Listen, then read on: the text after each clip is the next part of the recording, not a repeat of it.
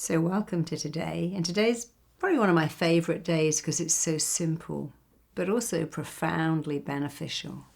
Today is all about how to install your very own cheerleader. Most of us know what a critic is. We have a critic that goes, "Oh, you can't do that. That's never going to work. Why do you think that would work? It's probably going to go wrong. It will all end in tears."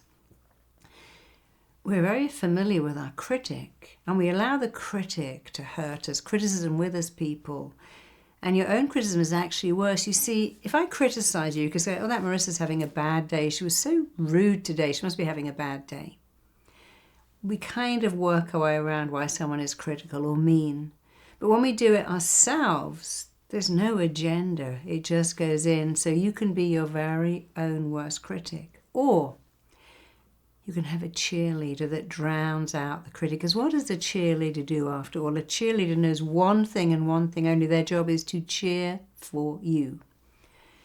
If you looked at a soccer player, a football player's cheerleading team, they never go, "Oh my God, you were awful today. You were embarrassing. I could hardly watch you. You were so bad." They go, "Well, you didn't do your best maybe, but you'll win next time." When a team is losing, their cheerleader doesn't go, "Yeah, well, you deserve to lose. You're an embarrassment." They say, "You did your best, you tried really hard, and next time you'll do even better," because a cheerleader doesn't know how to criticize you, diminish you, or tell you anything that isn't good. So imagine if you had a cheerleader that said things like, "Yay! This has got your name all over it. You can do it. This is amazing. You can do this." If ever we're at school running a race, we would go, come on, you can do it." And when I look at the London Marathon and indeed the New York Marathon, they have people at the end cheering people on. "Come on, keep going. You've got this. You're doing great. You're amazing." And that does keep them going. So we can all have a cheerleader. And I want you to imagine right now, if you had a cheerleader, what would they look like? You can have a cartoon character. In fact, you can have a cheerleading squad if it pleases you. Your cheerleader is going to become that person who knows what to say. You see, over my 30 plus years of being a therapist, clients come in and they tell me the same thing. "I'm waiting for my dad to say I'm a good kid. He died 10 years ago. I'm hoping my mother, who's so critical and mean, become a sweet little old lady and tell me she loves me. I'm still reeling for something my boss said 30 years ago. I'm remembering I was bullied at school and I can't seem to get past it." But imagine this, if you had parents who had a diploma in being amazing parents, who only knew how to grow your self-esteem, what would they say? Take a minute right now and think about that. If you were raised with amazing parents who'd been trained and were super skilled in being amazing, nurturing parents, what would they say to you? What would they tell you? How would they encourage you? Think about that, because in a few minutes, you're going to give your children that job of saying the things your parents never said. So I call the missing part of you.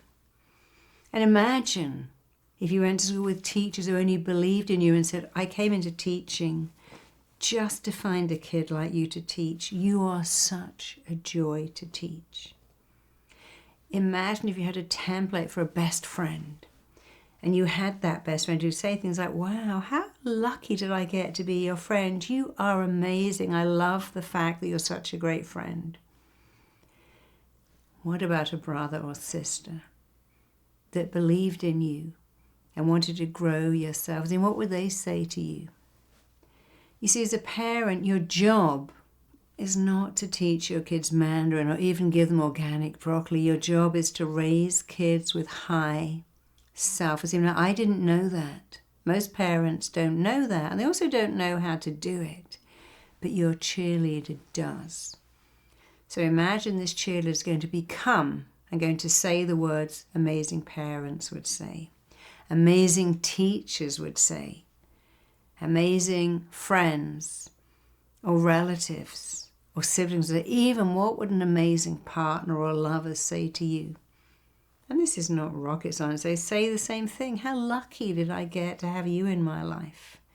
Parenting you is the joy of my life.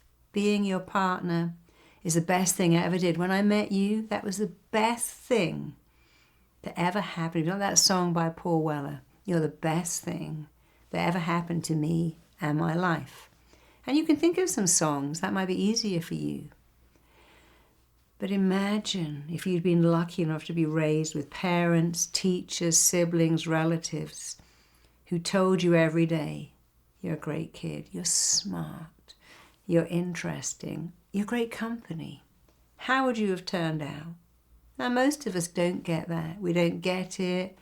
We don't get it enough. We get the opposite. Oh my God, you've ruined my life. I should never have had you. You're a mistake. You've cost me so much money. You're ruining my life. I had to give up so much for you. I sacrificed my whole life for you, and it wasn't even worth it. And then we think, well, it's too late now. It's never too late. It's never too late to go back, find that missing bit of you, the praise you never got that you're still waiting for, and to do it yourself by having a cheerleader who praises you, believes in you, who makes you feel good about yourself, who believes in your very own unique skill set and reminds you, no, this is your area of excellence. This is your gift. Nobody can do this better than you. Who gives you that feeling every day of high self-worth, that you're here for a reason, that you've got something to offer the entire world. You see, praise will grow you and criticism will wither you. And I meet many clients who simply cannot let in praise. Many years ago, a very famous film director came to my office, and when I said to him, oh, do you know, I love your movies. In fact, my father took me to see this movie that you... He said it was terrible. It was the worst film ever. You know, it should have been in Dorset. It was filmed in France. It was so obvious it wasn't in Dorset, which is an English village. I said, oh, no, I didn't notice that. No, it was obvious. But he got an Oscar. But there was no good nominations that year, you see. Oh, okay. I said, but I also saw another one of your films. I went to, he said, that was even worse. Did you notice the actress didn't really meet up with the character from the book? I thought it was amazing. It was terrible. But it also got an Oscar. Yeah, I know. There were even worse nominations that year. I went, oh, I know what's wrong with you. What? And I said, well, you can't let in praise, can you? And you're not alone in that, but you cannot let in praise. And he told me his story. He had a very, very withholding, mean, critical father. And many people do this. They go, yeah, my dad was mean and horrible. But when he becomes a sweet little old man, he's going to tell me he loves me. Some people say, oh, do become sweet and kind, and some don't. Some stay cranky and bitter and withholding. On his father's death, he said, Dad, are you proud of me for writing all those movies? He went, no, that's not even work. Look at these hands. This is work. You just pounced around making films. They're not even very good. And that was his father's last words to him. And as he told me about it, he filled up with tears and he was crying. He said, you know, my father died telling me he wasn't proud of me, that I'd done nothing to make him proud. And how do I get over that? I said, well, that wasn't about you. Your father was probably jealous. Well, he's just a mean person. And I'd love to wave a magic wand and say, hey, your dad's come back. And he's giving you all these words. But you and I know that's not going to happen. But something else can happen. What's that then? I want you to say the words. What do you mean? I want you to say I'm a great kid. I'm proud of myself. I'm an amazing film director. I've won Oscars. My films give people joy. And I think he'd rather, frankly, stuck a needle in his eye at that moment than done that, because he was so resistant. He said, but it's not true. But all the stuff you're saying, my dad didn't love me, is also not true. You don't have to believe it, you have to say it. So I began to make him say in hypnosis, I'm a great kid. I was an amazing son to my father. My father is proud of me. I'm proud of me. I have made amazing films that people happen to love, including Marisa. She loves my films. And he laughed when I said that. But he began to say it. First of all, he cried. Tears came out of his eyes, and mine too, by the way. But then he started to let it in, and then the magic happened. He suddenly changed completely. He began to say, I am an amazing, talented, gifted film director. I write amazing movies. I was a great son. And that was the magic of change, because instead of waiting for someone who is now dead to say you're a great son, he entered the power of saying it himself, being his own cheerleader, finding the missing bit of him, the words he'd never heard. Instead of saying, oh, who's going to say them? He said them. So imagine if you could say that. I'm a great son. I'm a great daughter. I have a gift. I'm talented. People like me. I like myself. Take a minute and think of the words you've been waiting your whole life to hear. And by the way, don't wait any longer. Life's too short to wait. Think of the words you've needed to hear, wanted, even been desperate to hear. And today is the day you get to hear them. Today is the day your cheerleader takes on that job of filling up that empty space in you. The words you've always wanted, the praise you've needed for so long. Because you know what? The most important words you will ever hear in your whole life are the words you say to yourself. The most important opinion is not from mom, dad, boss. It's from you. When you praise yourself, it goes in. You see, if I said, oh, hey, you're so great, you're so amazing, please buy my product, I've totally manipulated you with praise. And you think, why are you saying that? What do you want? What are you after? But if you say it to yourself, there's no agenda. We can all praise people to get what we want. I was with somebody once, I'd praise him and I'd go, what do you want? What do you want? Why do you keep saying that stuff? Because he could not let praise in. When you do it yourself, though, you don't go, what do you want? Because you're saying it to you. And I talk a lot about the most vexing thing about the mind. The mind wants to go back to what is familiar, while resisting what is unfamiliar. And if you have never been praised and someone praises you, go, oh, why are you saying that? What do you want? Oh, this old thing? Oh, I don't even know how I did that. Hey, I heard you got the award for the best salesperson in your office. Oh, yeah, but the person but they were sick that week. They're away. Hey, I really liked your talk. Oh, did you notice how many things I got wrong? I went bright red. No, I didn't actually, until you pointed it out. You got to get super familiar with praising yourself. Let praise in and shut down criticism. That can change your life. That will grow yourself. And there is nothing that will grow yourself in the way praise does. And there is nothing that will shut it down the way criticism does. So your cheerleader is going to teach you and help you and enable you to get familiar with praise, to get super familiar with praising yourself, believing in yourself. And while you're getting super familiar with praising yourself, of course, you're getting super unfamiliar with criticizing yourself, because your mind can't go in two lanes. I'm in this lane, I'm so good, I'm a good person, I'm smart, actually I'm an idiot and I'm not good at anything. You can't drive in two lanes.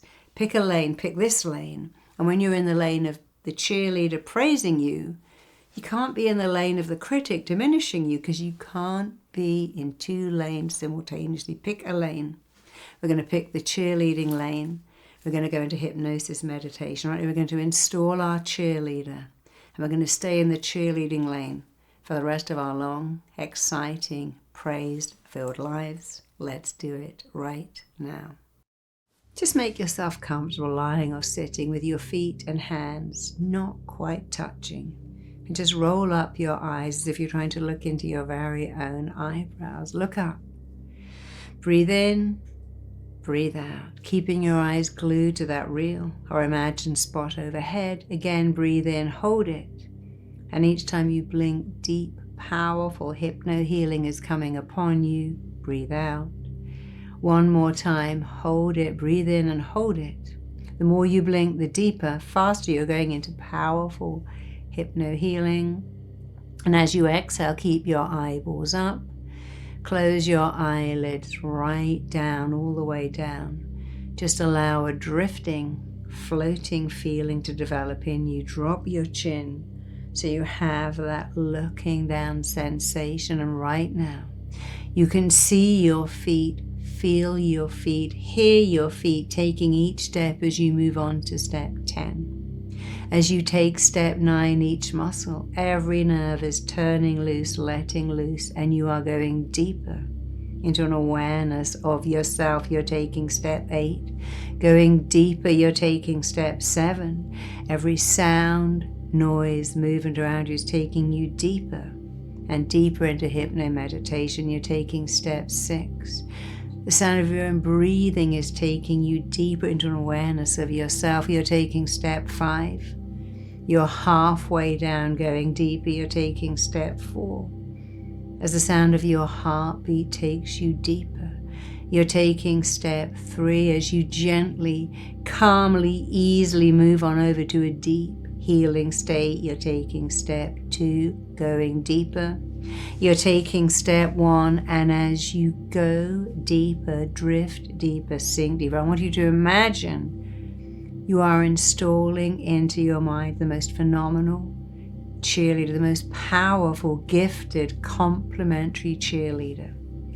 So take a minute right now and imagine, what does your cheerleader look like? This is your cheerleader. I want you to arm them, accessorize them, give them pom-poms, a trumpet, a drum. I want you to maybe have a whole squad. Your cheerleader could be male, female. It could be a cartoon character. You could have many of them. You can have an entire cheerleading squad.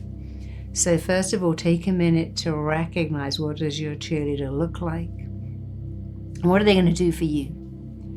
You see, your cheerleader can do backflips, somersaults, star jumps. They get to bang the cymbals, bang the drum, blow the trumpet, call out your name. So let's see all the things they can do: somersaults, backflips, flying jumps, star jumps, and all the instruments they can play. And let's imagine, what are the words they say to you and only you. I'm going to start off here, but you're going to complete it and add to it. Your cheerleader is going to say every day, you have got this. This has got your name all over it. Nobody can do this better than you. You're amazing, you're funny, you're talented, you're smart, you're beautiful, you're kind. You're just an amazing person. So I want you to imagine what you would like your cheerleader to say to you about you. Take a minute of silence right now and tell her, hey cheerleader, I need you to say this. I need you to say this, state this, emphasize this in a situation where something's happening. This is what I need you to say. So go ahead and tell your cheerleader now what you need to hear. Do it now.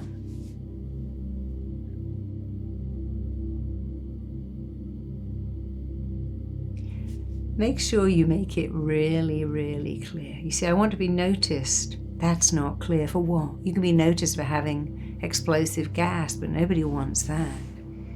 So make sure your cheerleader knows why you want to be noticed, what you wish to be noticed for. And now let's go even deeper with this. I want you to say to her, hey cheerleader, I wanted my parents to say this, but now I want you to say it. I want you to say the things they forgot to say or didn't know how to say. So take a minute right now. What would amazing, loving, nurturing parents have said to you?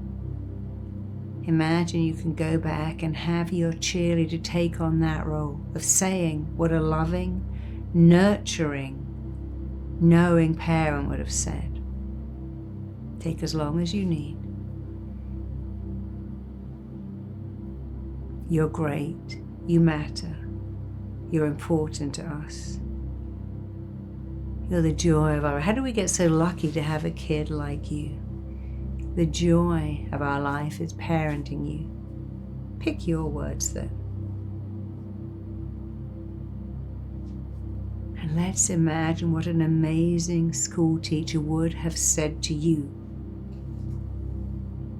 Think of the words you need to hear, the words you've been aching to hear, longing to hear, that you need to hear, that you have an absolute right to hear, that a great teacher would have and indeed could have said to you. And what about a great friend? If you had an amazing best friend who adored you, cherished you, and never lost a chance to tell you how lucky they were to have you as their friend, what would they have said to you and only you?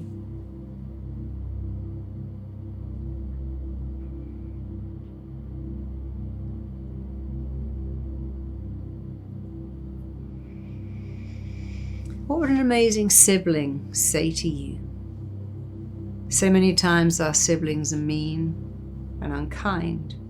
They don't always mean it, they usually don't. Imagine the cheerleader can fill you up with the words a wonderful, supportive, caring sibling would have, could have said to you.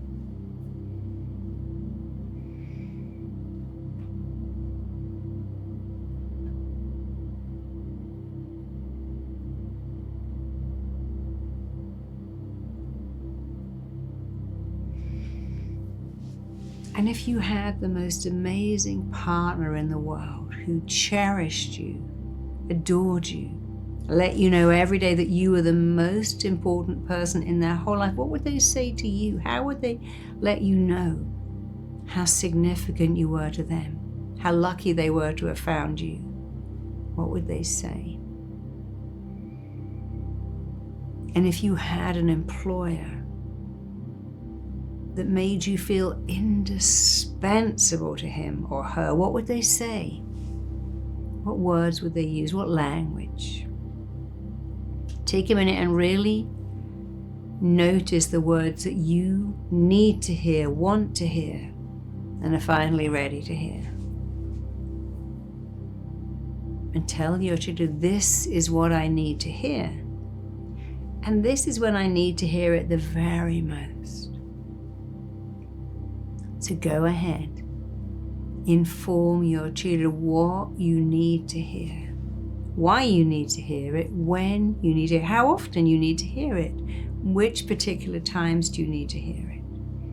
And imagine you can see your cheerleader in action right now, leaping up and down, doing star jumps, running up and down, doing backflips, doing somersaults, screaming your name, shouting your name, saying, hey, you've got this, you can do this, you are amazing, you're phenomenal, you're gifted, you're talented, nobody can do this better than you.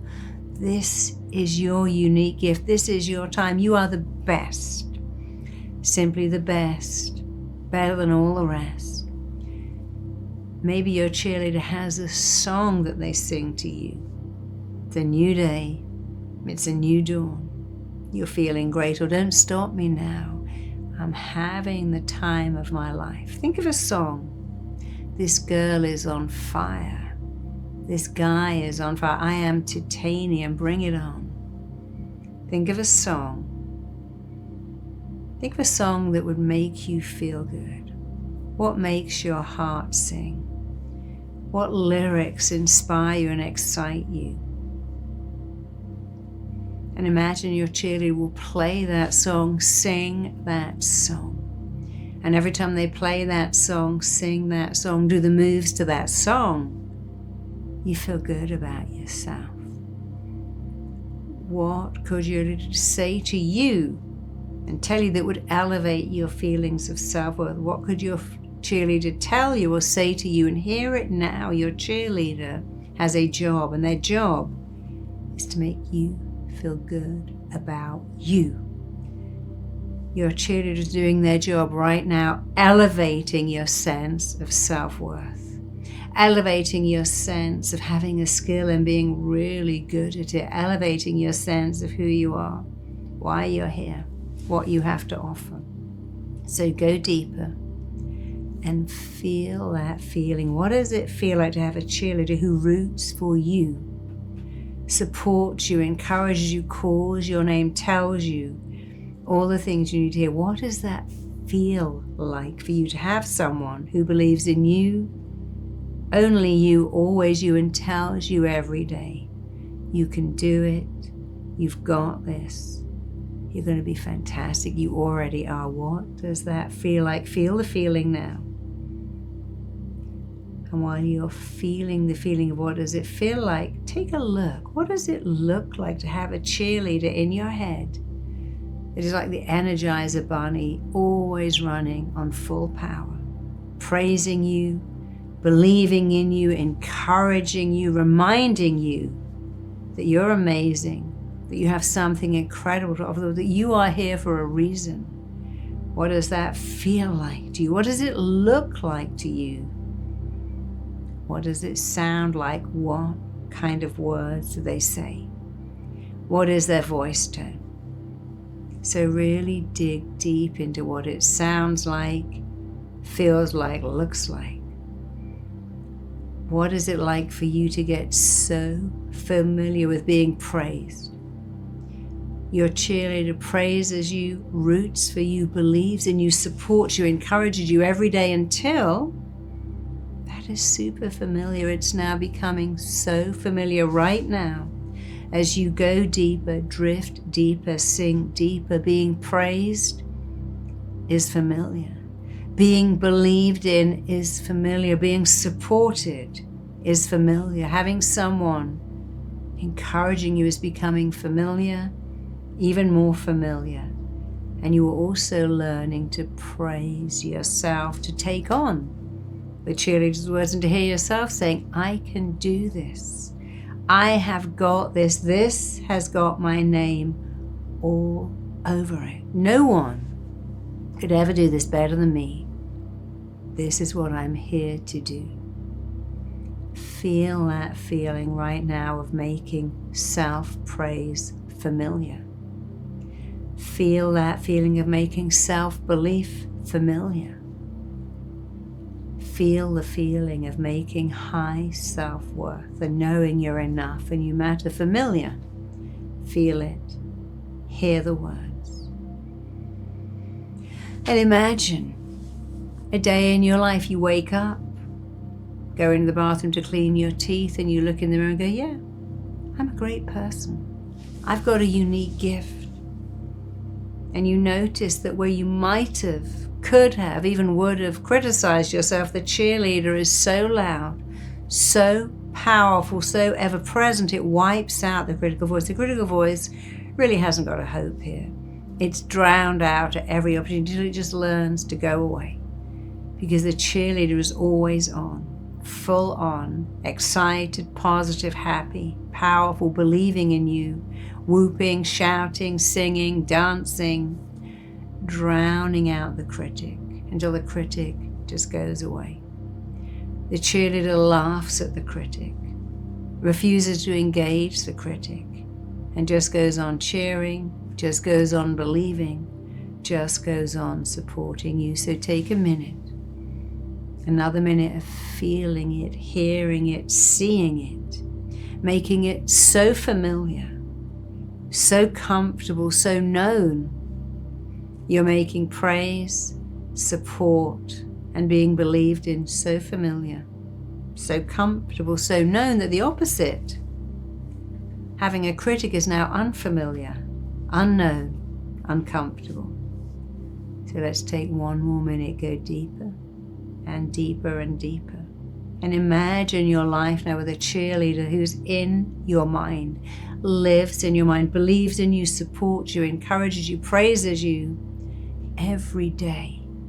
And every day they're doing a phenomenal job, a stellar job of growing your self-esteem, growing your self-worth, growing your sense of value until you have a positive, powerful, ever-present, unshakable knowing that you matter, that you have something amazing to offer the world. You are significant, you are lovable, you're enough. And as you know it, let it in and resonate it. And you cannot never do that because the cheerleader is doing their job of making you know it. Embrace it, own it, resonate it as you know it. Something amazing is happening. You're giving the rest of the world consent to know it too.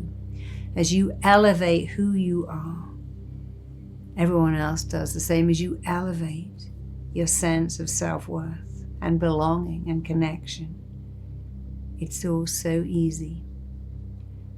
So just go deeper, drift deeper. And if you want to play this recording at night, you can drift into the most deep, wonderful, healing sleep where the cheerleader is still there, cheering, whooping, jumping up and down, clapping their hands, going, go you, yes you, you're amazing, you're phenomenal, you're awesome, you're incredible.